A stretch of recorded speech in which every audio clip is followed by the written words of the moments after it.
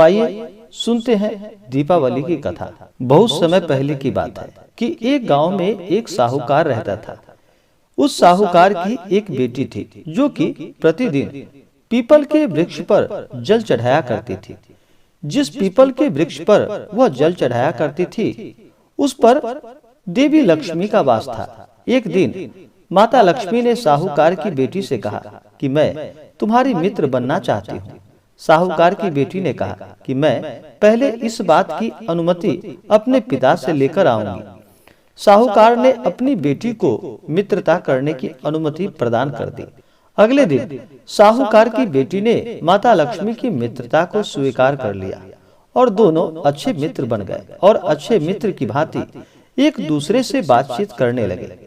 एक दिन माता लक्ष्मी ने साहूकार की बेटी को अपने घर आमंत्रित किया।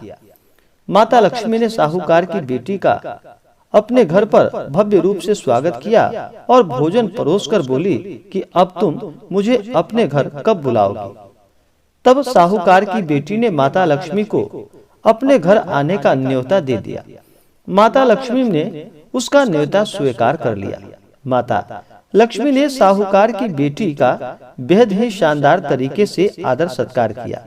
लेकिन साहूकार की बेटी अब इस चिंता में पड़ गई कि घर की आर्थिक स्थिति ठीक नहीं है। माता लक्ष्मी को अच्छे से स्वागत मैं कैसे करूंगी और किस प्रकार से करूंगी।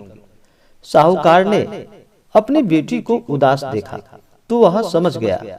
उसने अपनी बेटी से कहा कि जाकर मिट्टी से चौका लगाओ, सफाई करो और चौमुखी बत्ती वाले दिए का निर्माण करो तथा माता लक्ष्मी जी का ध्यान करो।